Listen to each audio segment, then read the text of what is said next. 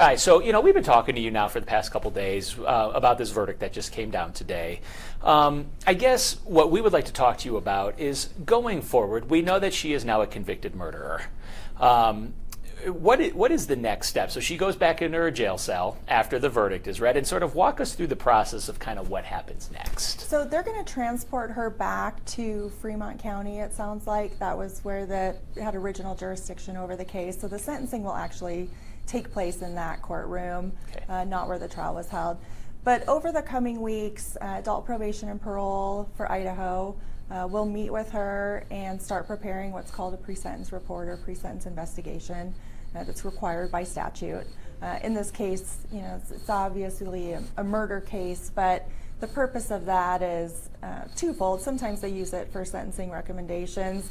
The other purpose is for the parole board or the parole commission to review down the road. So that's going to take a certain amount of time. They're going to have to go through what happened in this case. They're going to meet with her.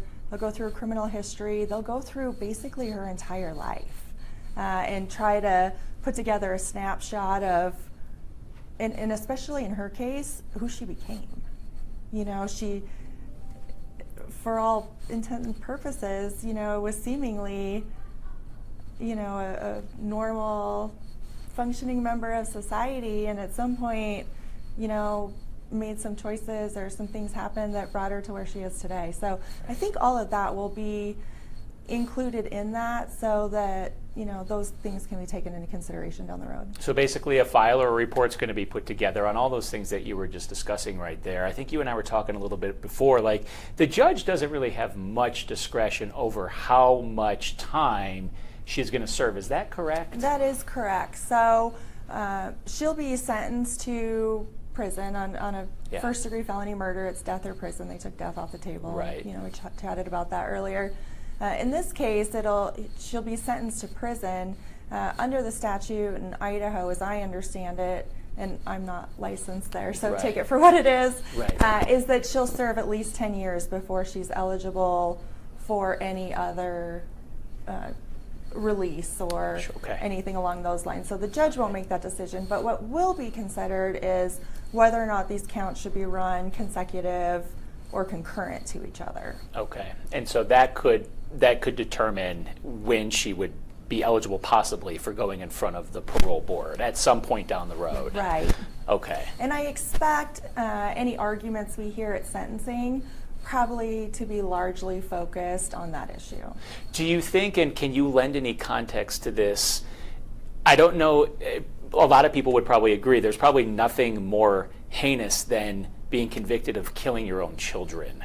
Is that the main focal point that everyone is going to look at here? Like, is there really any other character things that can be brought to the table? She's convicted of killing her own children. That is going to be the focal point, and I don't know how you get past that or if you get past that.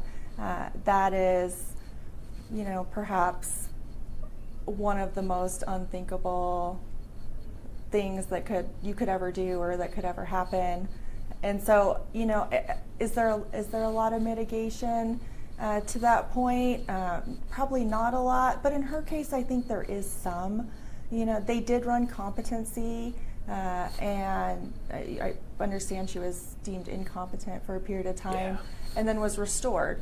And so when you start talking about mitigation for sentencing purposes, it's almost a flip side of what you do at trial, because you're saying, okay, if this person did this, but there's some explanation as to how she could have possibly taken those actions to do it.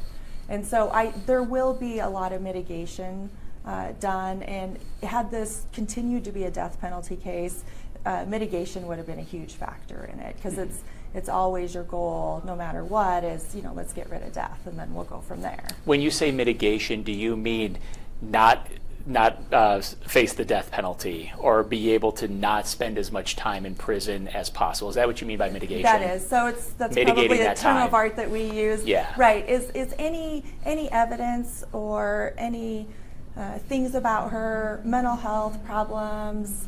Was she messed up when she did this and not medicated? Did that factor into it?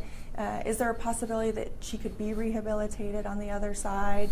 So those sorts of things that may, lead them to give her less time or Okay. not. So whenever it is 2-3 months down the road, when the judge comes back into the courtroom after this report is done, really the big takeaway that the public can expect to hear is really if it's going to be concurrent or consecutive. We know it's going to be life, probably minimum of at least 10 years before you can go in front of the parole, but is that going to be the big takeaway that will all be the newsworthy thing? That's what I would expect Yeah. to come from this. Yeah. What about appeal? Can she appeal? She can. So she has the right to appeal. Any issues that were litigated prior to trial, during trial, rulings the court made on admission of evidence, suppression of evidence, all of those things are available for appeal. The appeal or a notice of appeal will need to be filed within 30 days after her sentence. Okay. So that can't happen for some time either. Okay. And appeals can take quite some time, as I hear. Huh? And I would expect that because she was convicted of, first-degree felony murder and conspiracy to commit murder, that there will be an appeal in this case. So Right. this is probably far from over. Yeah. But they're not going to release her unless something, Yeah. unheard of happens. So. Right. In terms of Chad Daybell, he is awaiting his trial right here. Does today's verdict, in your opinion, maybe change any of the strategy that his team may have? Does he continue to point the finger at her, say, there's your murderer right there, there's your convicted murderer right there? Is there anything that we can say in terms of what you think, him and his camp and his team may be looking at today's development? If I'm his attorneys, I'm taking a close look at what happened, given the nature of the evidence that they had against Lori, and taking a real strong look at how to deal with those witnesses. There's different evidence that will come in against Chad that didn't come in against Lori, which is the reason that the cases were split, so one couldn't have any bearing on the other. Sure. And so that they could essentially point the finger at each other. Pointing the finger at her is easy, and in all honesty, the state somewhat set it up for them. When they argued in their closing argument that Lori was the one who was controlling Chad and using sex and power and all of these things, and he was just trying to make her happy in order to secure conviction against Lori, they a little bit perhaps set up a somewhat of a defense for Chad to kind of carry on with. But Yeah. it'll remain to be seen what will happen with We that. will find out, absolutely. And then we also learned just a few minutes ago that the state of Arizona, a prosecutor there, is looking at wanting to extradite Lori to Arizona to face a charge there.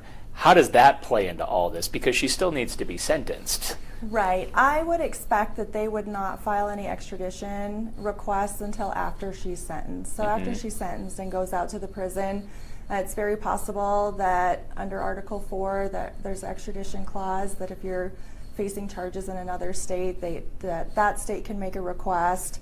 They have to show that there's charges, she's the person.